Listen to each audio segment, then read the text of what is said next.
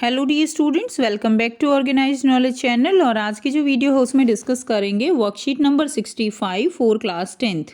विषय हिंदी है और ये वर्कशीट आपके लिए 7 जनवरी 2022 के लिए शेड्यूल की गई है। आज की जो वर्कशीट है बच्चों, उसमें हम कविता कन्यादान के बारे में पढ़ेंगे। यही कविता जो है हमारी कंटिन्यू रहेगी। सो वर्कशीट शुरू करने से पहले प्लीज़ चैनल को सब्सक्राइब कर दीजिए, बेल आइकन को प्रेस कर लो ताकि आपको आने वाली वीडियोस की नोटिफिकेशन वो समय से मिल जाए।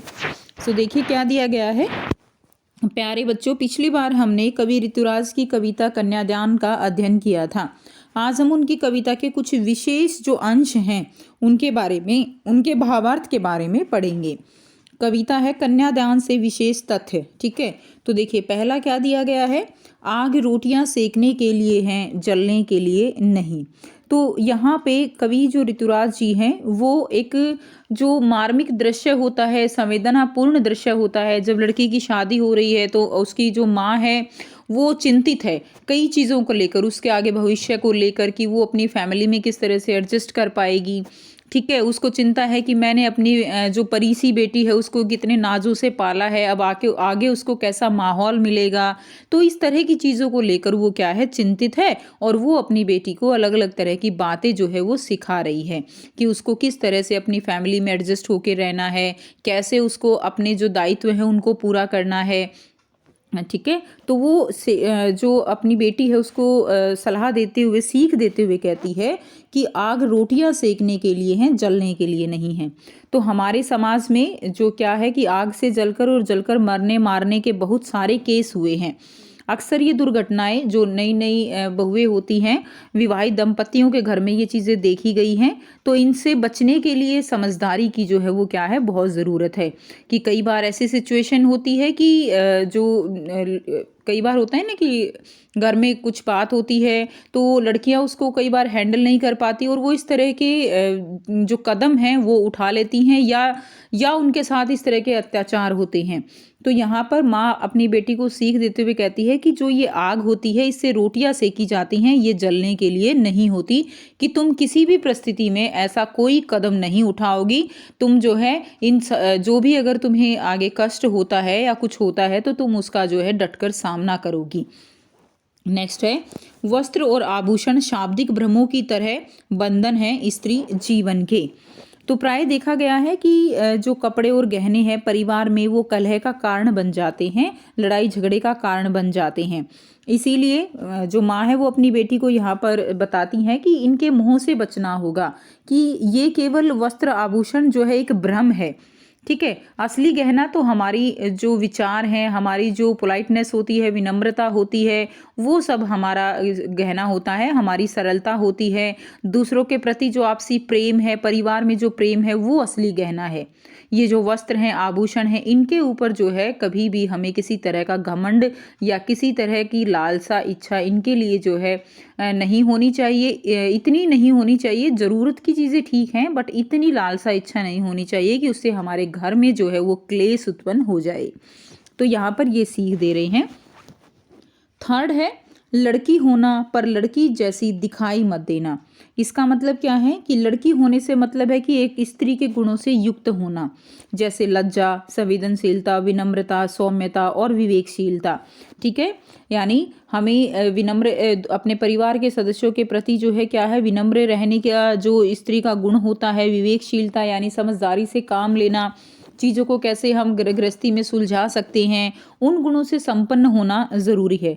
पर लड़की जैसी दिखाई मत देना, इसका मतलब क्या है कि समाज में, हमारे समाज में लड़की को एक तरह से अबला नारी की तरह देखा जाता है, कमज़ोर दृष्टि से देखा जाता है कि लड़की है कुछ नहीं कर सकती, लड़की है ये इसका काम नहीं है। तो यहाँ पर कहा गया है कि अगर आपके साथ अगर जो है कोई अत्याचार होता है तो यहाँ पे सीख देते हुए माँ कहती है कि अगर कोई अत्याचार होता है तो उसको जो है एक लड़की बेचारी की तरह उसको मत ट्रीट करना, उसके लिए तुम्हें जो है उसका सामना करना होगा। कि तुम लड़की तो होना, यानी अपनी तरफ से तुम जो है जो भी एक घर चलाने के लिए लड़कियों के गुण होते हैं वो तुम्हारे अंदर होने चाहिए, लेकिन तुम लड़की जैसी दिखाई मत देना, यानी किसी तरह के अत्याचार को सहन करने की भी ज़रूरत नहीं है। ठीक है, तो अब जो है यहाँ पे आपको देखो शब्दार्थ दिए गए हैं। भ्रम का मतलब क्या होता है? वहम। आभूषण का मतलब होता है गहने। अब आपको यहाँ पर 3 जो है प्रश्न दिए गए हैं और एक दी गई है गतिविधि, ठीक है, जिसके ऊपर हम चर्चा करेंगे। पहला प्रश्न है, आग में रोटियां सेकना एक मुहावरा भी है, इसका अर्थ समझाइए। तो आग में रोटियां सेकना, इसका मुहावरे का अर्थ मौका देखकर फायदा उठाना। मुहावरे का अर्थ क्या है? मौका देखकर फायदा उठाना, ठीक है। उसके बाद नेक्स्ट देखिए,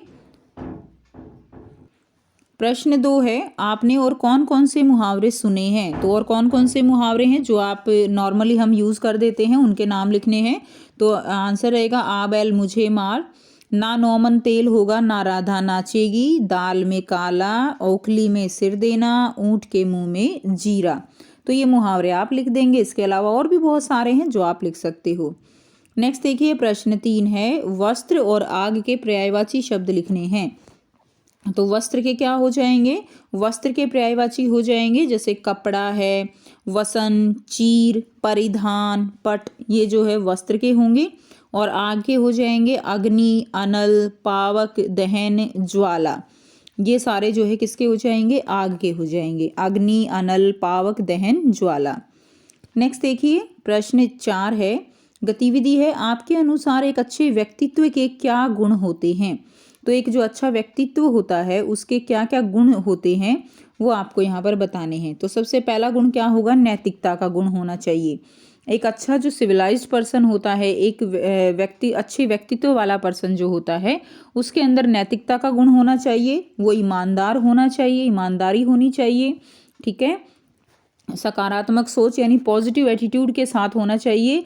ऐसा नहीं है कि ज़रा सी प्रॉब्लम आते ही जो है वो घबरा जाए या हर टाइम जो परेशान रहता है, अपनी अपनी जो परिस्थितियां हैं उनसे जो है दुखी रहता है। तो एक सकारात्मक सोच होनी चाहिए, एक पॉजिटिव अप्रोच होनी चाहिए।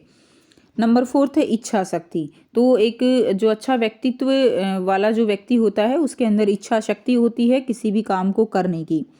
नेक्स्ट है नंबर 5, सहयोग की भावना और संवेदनशीलता। एक अच्छे व्यक्तित्व में सहयोग की भावना होनी चाहिए, दूसरों की हेल्प करने का जज्बा उसके अंदर होना चाहिए, ठीक है। तो ऐसा व्यक्ति जो है वो अच्छे व्यक्तित्व वाला व्यक्ति कहलाएगा।